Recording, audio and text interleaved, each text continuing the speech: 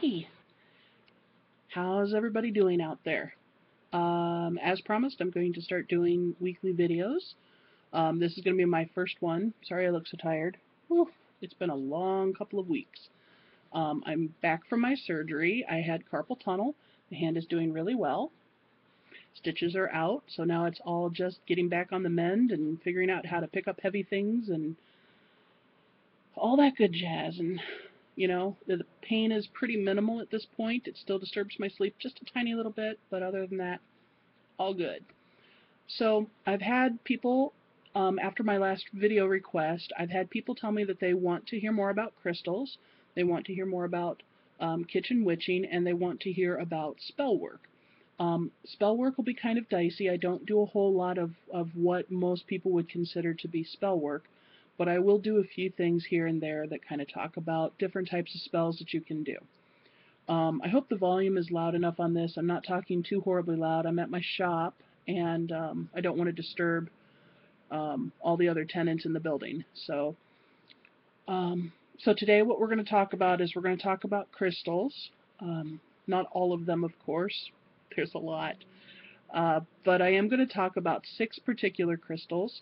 And these are the 6 crystals that I feel are the most important ones if you're starting up and you're just looking for kind of your beginning crystals, what would be best for your collection.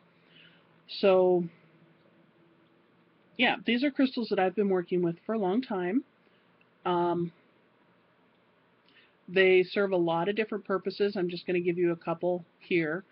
And they're fairly easy to find. They're relatively cheap in comparison to other crystals that you find. Most of these you could get little nuggets of them, little polished nuggets of them for about $1 or $2. They're not too bad. Even points you can sometimes find for about $2 or $3. Depends on where you're at, what kind of an area you're in, and some of them you can even find, if you know what you're looking for, just kind of walking around, depending on your region. So I'm going to start with the most common one. Clear quartz is about the most common crystal that you can find. You can find it just about everywhere. And quartz is in a lot of different types of gravels and rocks in every region. They're all over the world. Clear quartz is a nice, as it says, clear crystal. You can always tell a quartz crystal, if you can see points, you can always tell a quartz crystal by the fact that it has 6 different faces on it, or 6 different sides to it. Quartz is a 6-sided mineral. There are other clear minerals like apophyllite, which is an 8-sided crystal. But clear quartz is 6. You'll find this in amethyst points and smoky quartz points and citrine points. It's 6 sides. That's how you know it's quartz. Clear quartz comes in points of different types, different sizes. It comes in clusters. It can be shaped. So here's a little pyramid that I like to work with. And it can even come in just the tiniest little points. Tiny little points. That's about the size of a grain of rice. And these are known as Satyaloka quartz, and these are from, I think, India. I could be completely, totally wrong on that.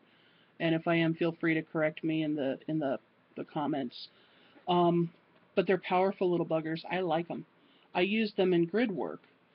And what you can use clear quartz for, you can use clear quartz to kind of help you have some clarity in situations. It's something that you can carry on your person, in jewelry, in a pocket, in a pouch. You just keep it nearby. I used to carry a lot of crystals in my bra because as a bigger person, a lot of times it's hard to find pants with pockets. So I didn't have anywhere else to tuck crystals, and I don't wear a ton of jewelry. So I would just kind of, tuck it in there comfortably. Polished pieces, of course, because you don't want sharp things poking you. And then it was also kind of close to my heart, too. What I like using quartz for is I like using it for grids. And grids are constructs that you make with some number of crystals, and it can be whatever number you need depending on what you're doing and what type of grid you're building. But these are purposely constructed energy centers that focus for a specific purpose. So, for example, if you're trying to raise energy for healing, you can put together a grid whose purpose is just to gear energy directly toward that specific healing work. And there's a number of ways of doing that. We're not going to go into them on this video because this is just a basic crystals video, okay?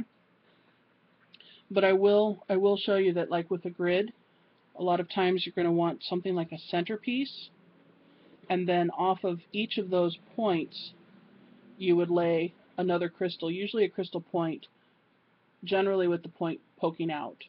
You know, like they have like a what's called a terminated point, and then there's a rough end. A terminated point is any point on a crystal that has come to its own natural ending without being polished, without being manipulated. It just, that's what the crystal point ended as. And then the other end, of course, is your rough point. That's your breaking point.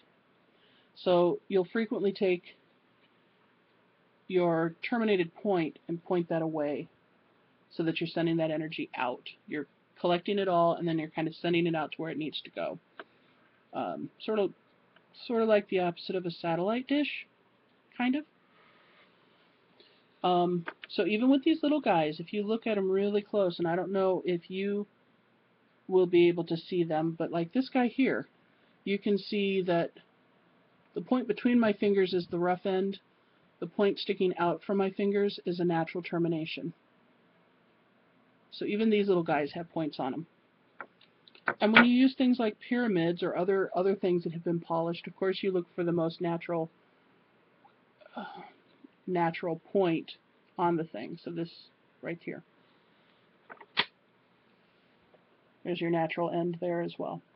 But for the most part, I use crystal clear quartz for clarity. I use it for batteries.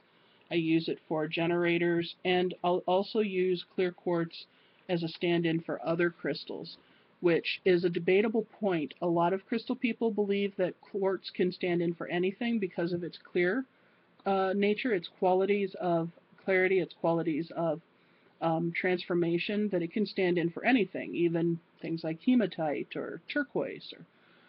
But then there's another faction that completely believes that crystal quartz only serves the purpose of crystal quartz and does not serve purposes of other stones. That's kind of up to you to figure out how you feel about that. A lot of crystal work is kind of defined by what you feel you can believe, what you feel you can work with. So what I try to tell people is that there's no hard and fast rule with crystal work. Your two biggest rules are follow your instincts and don't harm anybody. Don't take anything away from somebody else. Okay? Your job is to help yourself. Your job is not to take away somebody else's free will. Okay? The second stone that I would generally recommend people pick up if they're going to just start with crystals, I usually recommend a rose quartz. Now, I don't have a nice enough polished one that I wanted to show you, but this rough one is a beauty. Rose quartz is great for compassion, for working with the heart. It's a pink stone. It usually has, in its rough form, it usually has kind of a waxy appearance, almost like a calcite, but it's not a calcite. It is a quartz. Yeah, it's just a pale pink usually. Sometimes it even borders on a light red, and sometimes it's so pale pink it's almost clear and you have to set it down on white paper to see. But rose quartz is a beautiful one for cooling and calming the heart, coming into contact with more of a mother energy, more of a goddess energy. It's good for compassion and remembering how to have empathy for others and how to have sympathy for yourself and empathy for yourself. The next one that I would recommend would be amethyst. Here's a really nice amethyst cluster. And I wish I could get some color and some shine on that so that you could really appreciate the depth in that one. Amethyst is a great stone for connecting with your higher self or higher power. It's also great for psychic ability. This is anything that requires your sixth sense, and your sixth sense involves the ability to see, taste, hear, smell, and feel things that are not necessarily of this physical realm. So that's your sixth sense. It's your your clairs, as I call it, like clairvoyance and clairaudience and clairsentience. This is your ability to understand the bigger part of the picture and to see and acknowledge and interact with it. Amethyst will help with all of those. It also helps with letting go of addictions, smoking, eating, bad habits, bad people, bad relationships, just things that you're wanting to kind of move on in your life. Whether you use a point or a cluster or a polished nugget, that all kind of comes up to you. You get to make that decision yourself.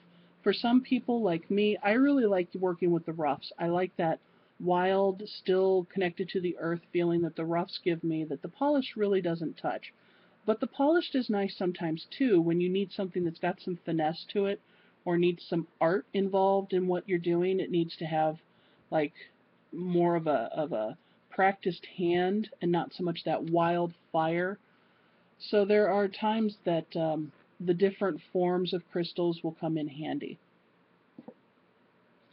The next one I want to talk a little bit about is citrine. And citrine can sometimes be such a pale yellow that you can hardly see the yellow at all, like the rose quartz. And sometimes it's really, really dark, like a root beer brown almost. Those root beer brown ones, a lot of times those are lab enhanced. They've been heated up in a lab so that the color comes out and darkens even more, because people really like that dark, and it's got much more of a profit to it than selling something that's a pale yellow. Again, that's a preference. Some people are very much against the lab-treated crystals. Some people don't care. Citrine is a good one for cellular healing, fixing things that are actual physical issues of the body, breaks, cuts, wounds, surgeries.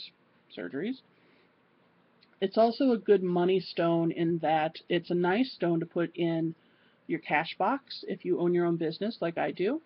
It kind of helps to protect your money and to encourage a flow of money. So I like to keep citrine in, like when I was driving delivery, I would keep citrine in my car. Now that I have a business, I have a piece of citrine in my box, in my cash box. The other quartz that I would like to recommend would be smoky quartz, which a lot of people are familiar with.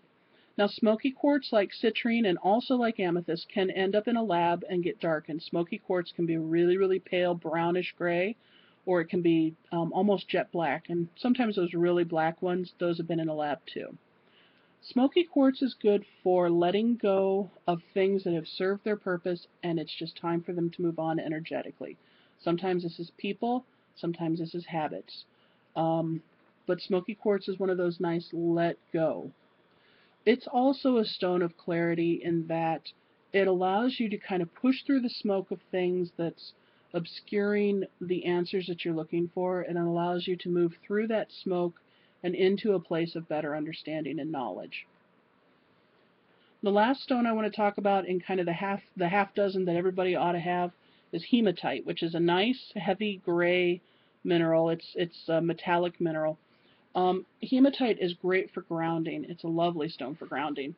It's a good stone of protection. It's getting harder and harder to find. Most of what you'll find of hematite out there now is what's known as sticky rock, which are the magnetic ones, and I don't know if those are necessarily true hematite, not a composite. I don't buy sticky rocks myself, but that's my preference. If sticky rock calls to you, by all means grab it. In the off chance that you can't find these crystals, there are decks, there are crystal decks out there where you can find representations of these different crystals. And a lot of times they have very lovely pictures on them. Oh, there we go. And these pictures will represent different forms of the crystal, raw forms, polished forms, points. Two decks that I have over here right at the moment. I have one that's called Crystals and Stones Learning Cards by Jadzia DeForest and Jade DeForest. I just got that today as a gift. Another one is called The Tarot of Gemstones and Crystals, and it's an A.G. Mueller deck. So there's the covers for both of those guys. Okay. So that's video number 1. I hope you guys enjoyed. If you have any comments, leave them below. Leave me a like and let me know what else you're looking for. I hope you guys have a great day. Thank you.